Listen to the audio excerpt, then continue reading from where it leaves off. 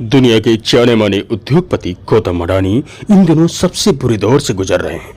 Hindenburg की report क्या आई, उन पर तो मानो शनि की 7.5 ही लग गई हो। उनके शेयर जहां आसमान छू रहे थे, अब वो धरती पर करा रहे हैं, मानो वेंटिलेटर पर पड़े हों और कभी भी दम तोड़ सकते हैं। अडानी समूह की नेटवर्थ में 10 दिन में करीब 65 अरब डॉलर की कमी आ चुकी है। वो रईसी की दुनिया में टॉप 20 की लिस्ट से भी बाहर हो गए हैं। अभी 2 दिन पहले ही आरबीआई ने अडानी समूह की सभी बैंकों से जानकारी मांगी कि अडानी समूह ने किस बैंक से कितना कर्जा लिया है और वो कर्जा किस आधार पर लिया है। अब तक 2 बैंक आरबीआई से अडानी समूह की जानकारी साझा कर चुके हैं कि अडानी समूह ने उनसे कितना कर्जा लिया है। देश के सबसे बड़े बैंक एसबीआई ने कहा कि अडानी समूह में उसका कुल एक्सपोजर 27,000 करोड़ रुपए का है। यही नहीं, एक रिपोर्ट के मुताबिक अडानी समूह की कंपनियों को 21,000 करोड़ रुपए का कर्जा दिया गया है। वहीं पीएनबी ने अडानी समूह को करीब 7,000 करोड़ रुपए का कर्जा दिया है।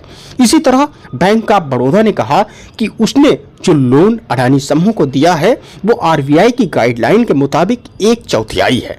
जम्मू कश्मीर बैंक के निवेश की बात की जाए तो जम्मू कश्मीर बैंक ने अडानी समूह में करीब 250 करोड़ रुपए का निवेश किया है। वैश्विक ब्रोकरेज फर्म के मुताबिक अडानी समूह पर 2 लाख करोड़ रुपए का कर्जा है। बीते 3 साल में ही अडानी समूह पर कर्ज की रकम 2 गुनी हो गई है।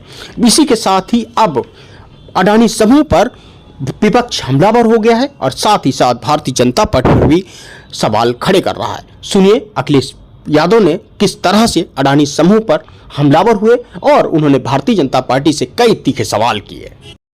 मुझे याद है जिस समय बिजली विभाग का प्रोविडेंट फंड उनके कर्मचारियों का एक प्राइवेट कंपनी में इन्वेस्ट कर दिया गया था।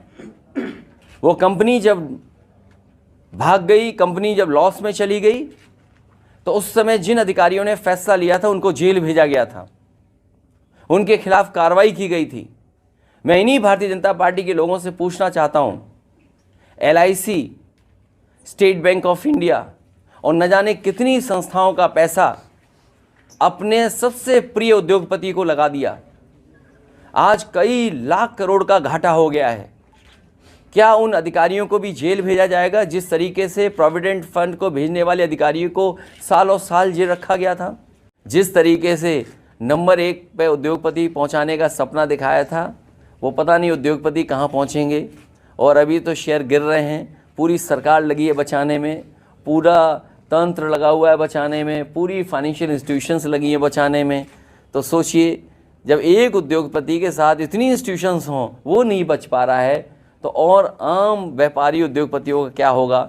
जब देश का इतना बड़ा उद्योगपति डूब रहा है तो उस इन्वेस्टमेंट के बहाने उत्तर प्रदेश में कौन इन्वेस्टमेंट करने आएगा?